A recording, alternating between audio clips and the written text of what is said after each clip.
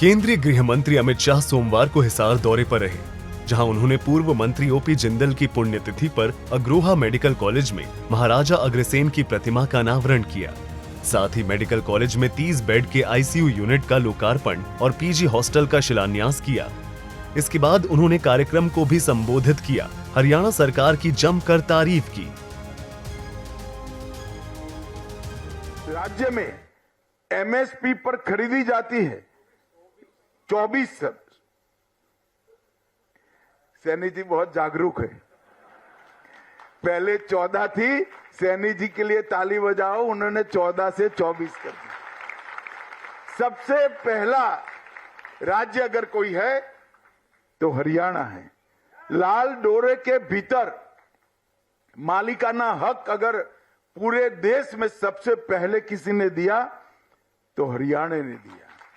एक भी सरपंच अनपढ़ न हो ऐसा कोई राज्य है तो हमारा हरियाणा है। पंचायतों में महिलाओं की 50% भागीदारी भी महिलाएं ने सुनिश्चित हरियाणा ने करी है। हर एक घर में नल से फ्लोराइड विहीन शुद्ध जल भी हरियाणा ने पहुंचाया है। और सबसे पहला धुआं मुक्त, मतलब एक भी घर में कंडे और टहनियां लकड़ियां नहीं जलाई जाती है, ऐसा राज्य कोई बना तो अपना हरियाणा बना। इस दौरान उन्होंने नौकरी में पर्ची खर्ची को लेकर भी कांग्रेस पर निशाना साधा और कहा कि पहले की सरकार में बिना पर्ची खर्ची के नौकरी नहीं मिलती थी, जबकि बीजेपी की डबल इंजन सरकार में युवाओं को बिना पर्ची खर्ची की नौकरी मिल रही है।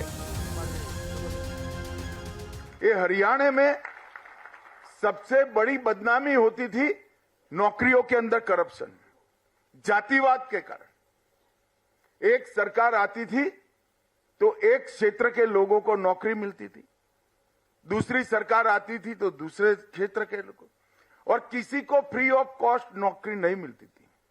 खर्ची भी चाहिए थी और पर्ची भी चाहिए थी। भारतीय जनता पार्टी की सरकार ने खर्ची और पर्ची के बगैर 80,000 नौकरियां बांटकर ये सिद्ध किया कि लोकतंत्र में जाति के आधार पर राजनीति नहीं। कार्यक्रम को संबोधित करते हुए अमित शाह ने सीएम सैनी की भी तारीफ की और उनकी जमकर सराहना की। सैनी जी, जब आप उनको देखोगे तो बड़े शांत, सौम्य और एक अद्भुत व्यक्तित्व दिखेगा। हंसमुख तो है ही, पर इसके साथ साथ कठोर प्रशासक भी है। प्रशासन पर पूरी उसकी पकड़ है। जब हरियाणा में चुनाव की शुरुआत आई तब कुछ सुधार करने जरूरी थे। मेरे घर पर एक मीटिंग हुई, कुछ निर्णय हुए, 22-23 निर्णय हुए थे। मैं इसको दोहराना नहीं चाहता, परंतु बैठक के बाद मैंने सैनी को अकेले में कहा कि सैनी जी, ये बहुत कठिन है, इतने 2.5 महीने में 3 महीने में सब पूरा करना। उन्होंने कहा, वो जी हो जाएगा जी, आप चिंता मत करो जी। मुझे लगा चलो अच्छा है, कर ही लेंगे। मगर साहब, चुनाव की घोषणा के पहले सारे के सारे काम नायब सिंह ने पूरे कर दिए थे और ये इसकी प्रशासनिक क्षमता का उदाहरण। आपको बता दें कि इस दौरान मुख्यमंत्री नायब सैनी ने भी कार्यक्रम को संबोधित किया और कार्यक्रम में मौजूद लोगों को नववर्ष की बधाई दी।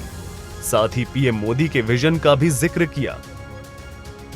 ये अद्भुत संगम है। कल से ही मां भगवती के नवरात्रों का आरंभ हुआ है और नववर्ष की भी शुरुआत हुई है। मैं आप सभी को मां दुर्गा के नवरात्रों व नववर्ष की आप सबको हार्दिक बधाई और शुभकामनाएं देता हूं। माननीय प्रधानमंत्री जी ने देश को मेडिकल हब बनाने का जो विजन रखा है, इसे साकार करने के लिए पर्याप्त डॉक्टरों और पैरामेडिकल स्टाफ का उपलब्ध होना जरूरी है। इसलिए हम हर जिले में एक मेडिकल कॉलेज वो स्थापित कर रहे हैं। इस समय प्रदेश में मेडिकल कॉलेजों की संख्या 15 हो गई है इनमें से 9 मेडिकल कॉलेज हमारे पिछले 10 वर्ष के आदरणीय मोदी जी के कार्यकाल में खुले हैं तथा 9 निर्माणाधीन हैं। गौरतलब है कि 14 अप्रैल को पीएम मोदी हिसार दौरे पर रहेंगे। अब देखना यह है कि पीएम मोदी अपने इस दौरे के दौरान हरियाणा को कौन सा सौगात देते हैं। सूर्या समाचार के लिए हिसार से संदीप सैनी की रिपोर्ट।